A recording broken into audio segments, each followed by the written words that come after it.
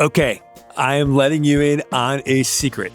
If you are listening to this podcast, if you are a human, you're helping me out in an experiment.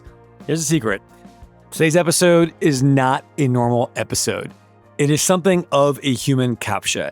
And by that, what I mean is we're kind of sniffing out who's a human and who is not. And longtime listeners will know this is how I always intro every episode. Hello, and welcome to AI Curious. My name is Jeff Wilser. I'm a journalist, I'm a human, and I'm curious about AI. So these are all true things still. I am still a journalist. I'm still Jeff Wilser. I'm still curious about AI, and I'm still a human. However, my suspicion is many people who reach out to me who claim to have listened to the podcast and they're a publicist or in PR and say, hey, I really enjoyed your episode of so-and-so. They are not humans, or rather the entity that gleaned info on this podcast was not a human. So let me back up. If you read the show notes and maybe on your phone before you click play, you saw in the show notes that today's episode is me interviewing the CEO, Arthur Vandelay, CEO of Mojo Agentic AI. None of that is happening. First off, Mojo Agentic AI does not exist. It doesn't exist. Mojo is a name of my puppy, or my now he's not a puppy. He's like a dog. He's 2 years. He's still a puppy to me, but he's 2.5 years old. That's Mojo. Mojo can barely avoid chewing up my shoes, much less start an agentic AI company. It's a beyond Mojo's skill set. He is still working on down and stay. He hasn't yet figured out spinning up agentic harness. As for Arthur Vandelay, now this might give away the whole experiment if you're a certain age, but viewers of Seinfeld might remember Art Vandelay as George Costanza's fake name. I think Art Vandelay was, I believe, in exporting, importing, if my Seinfeld memory is correct. So anyway, I am not talking to Arthur Vandelay because he doesn't exist. I'm not discussing Mojo Agentic AI because Mojo, he wouldn't be a very conversation. You would hear some barking and that's it. And that's not good podcasting. So the experiment is, let me back up one more thing. I get tons of pitches of folks to be on the podcast. And I'm not trying to single anyone out. I get it. Comms is hard. PR is hard. This is not ill-willed. There's no ill intent on my end. I know there's no ill intent by anyone's end, right? So this is not coming from a spirit of anger or whatever. It's not. It's more amusement. About a year ago, maybe a year and a half ago, I noticed a shift in the pitches I got about guests coming on the podcast. The first time someone sent this, I was very impressed. The pitch began something along the lines of, hi, Jeff. I really enjoyed your episode with Joe Smith. I'm obviously making up Joe Smith. The way you and Joe grappled with how to responsibly implement AI in healthcare really left me riveted. I also enjoyed how you and Joe Smith had real nuance discussing the right guardrails to put in place with AI, right? And when I first read that piece, that email, it's like, wow, they really get it. They really listened to AI Curious. That Joe Smith conversation I had that really landed. That was a nice email. They compliment me on the episode and say, you and Joe Smith really dug in deep, blah, blah, blah. Then they would say, in the same vein, I think you would enjoy speaking to so-and-so, the CEO of blah, blah, blah, right? So when I first got that pitch, I'm like, wow, that was super, thoughtful and bespoke and customized. I wrote him back a nice note saying, oh, thank you so much, right? Then I got a second pitch very similar to that. And I was like, well, that sounds a little familiar. When I got a third one, my spidey sense tingled. And after a while, many pitches I would get all had the same format. They would start with what seems like a hyper-specific compliment to a recent episode, and then they would pivot to suggesting their own guest on the episode. Then it became clear to me, okay, this is all being done by some kind of AI tool.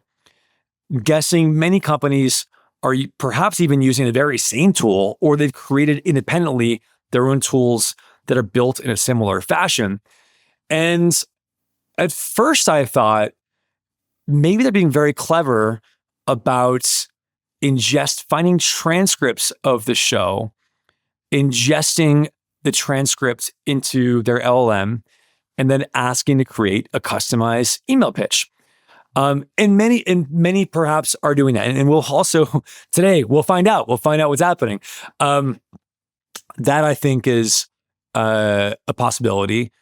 But then I realized probably a lot of them are just scraping the publicly available show notes. On the show notes out there, the show notes live, of course, on podcast hosting platform, on Apple, Spotify, all the places. They're just finding that the show notes, and they are creating what seems like a custom pitch based on the show notes. And that gets us back to today's CAPTCHA moments. There will be publicists out there who are going to use their AI tool, and the AI tool will see the show notes that I am speaking with Arthur Vandelay, CEO of Mojo Agentic AI, and they're probably going to send me pitches praising my conversation with Arthur Vandelay. And the show notes will have, they'll have some detailed things we talked about, and then they'll suggest their client to come on the show in the future. So I am looking forward to receiving those.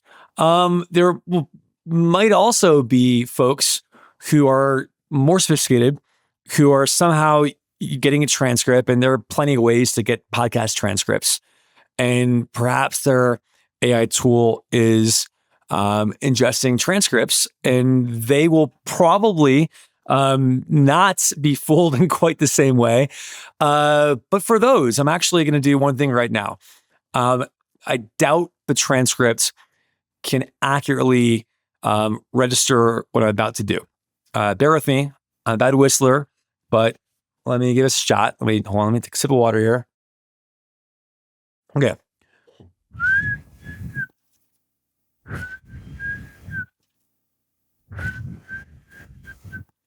Okay, I just whistled. I gave in X times, I gave a X number of quick whistling bursts. I don't think the podcast transcript can pick up how many times I whistled. So if you're a human, if you want to reach out to me, your publicist, and you're a human who listens to this, let me know how many times I just whistled. That'll be kind of our secret handshake that you're a human and you listen to it. I'll appreciate that secret handshake of acknowledgement. All right, that's it. I do not want to take any more of your time. Again, this is not a normal episode of AI Curious. I will, of course, be reporting back with what happens in the future. And maybe I'm wrong. Maybe every single person that pitches me will say, Jeff, that's a silly stunt. That's wacky. What are you doing? Of course, we all listen to the podcast. And maybe I get 0 inbounds of people saying they enjoyed my episode with Arthur Vandelay. Maybe so. I hope so. I hope that is the case. We'll see. Oh, and one more quick editorializing on my end of this. I'm not saying that it's wrong to use AI in outreach or wrong to use AI in cold pitches. I get it. It's a numbers game. People are trying to reach out to hundreds or thousands of people. I get it. I don't think it's a horrible sin to have AI assist in that stuff. And there's even some kinds of like basic writing. You know, I'm a professional writer, right? I've written 8 books. I don't love the idea of AI replacing writers, obviously. That said, for certain very like low stakes, low kind of, low function things, I don't think AI writing is the worst thing in the world. And a cold outreach email, honestly, I don't blame people for using AI for that. I don't. I think the trap, though, the issue is when all the writing starts to sound the same. We all see LinkedIn slop out there, slop everywhere. But I think that folks often don't realize how similar what they're writing with AI is to what others are writing with AI. And I think that if some publicists realize what they think is a super bespoke outreach message is nearly as the almost identical pattern and structure to other AI tools' outreach message, they might be a little red-faced, right? And so again, this is not, I don't blame anyone. Everyone's busy. Everyone is trying to figure out how to use AI effectively. But when you're using AI in a way to sound like everyone else using AI, that's just counterproductive.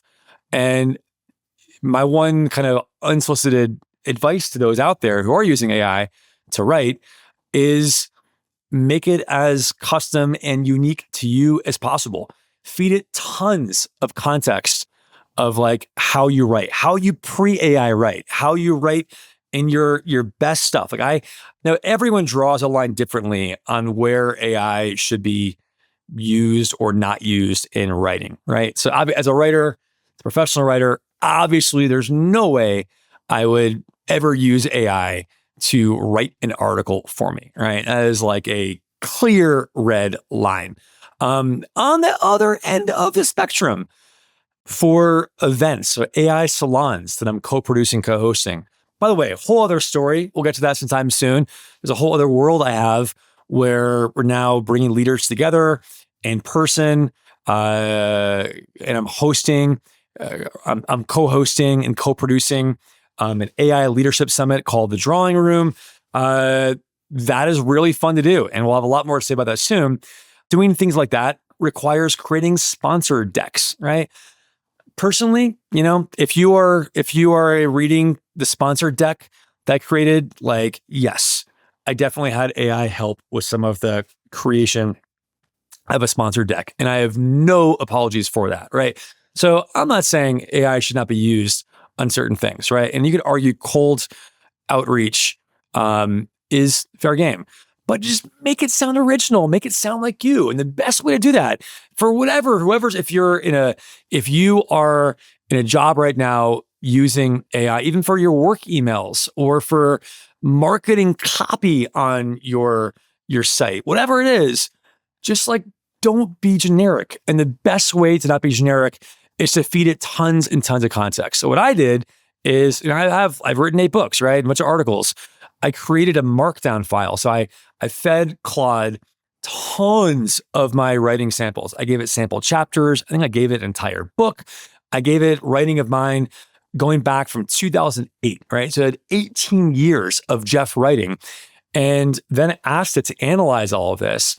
It created a voice Bible, a voice guide. It understood kind of my sentence rhythm and cadence and structure and tics and things like that. And then I created from that this like Bible, this like markdown file. It has in one place a well-curated batch of my writing. And so whenever I do ask Claude or ChatGPT to write in my voice, I give it this markdown file. And it's very easy for the LLMs to use markdown files. It takes less tokens. It's faster, it's cheaper, and so on. I give it that, and the output will be so much better than the generic, right? So I encourage everyone to do that. All right, we'll end it there. Thanks for listening. If it's your first time AI curious, you chose a extremely unusual one as your first episode. We'll be back next week with our regularly scheduled programming. I hope you got a kick out of this. I will definitely report back with what happens after some time goes by, and we'll see what the results are. Again, I'm hoping I get not one single message that compliments me on my interview with Mojo Agentic AI. That'd be great. That would be heartening. We'll see. Thanks again. I'm Jeff Wilser. Thanks to our producer, Jasper Chua, a human. Thank you to Garrett Lang for our show's theme music, also a human. And thank you to all the humans actually listening to this. In fact, do me a favor. If you want to, just to show humans are still here, feel free to shoot me an email at jeff@jeffwilser.com or reach out to me on LinkedIn, Twitter, whatever, at Jeff Wilser, and just let me know how many times I whistled and what you thought of this experiment. Thanks again, and see you next time. Oh, and to you, to the AI bots out there listening and transcribing, thank you for your service. And we'll see what happens. Take care. Bye-bye.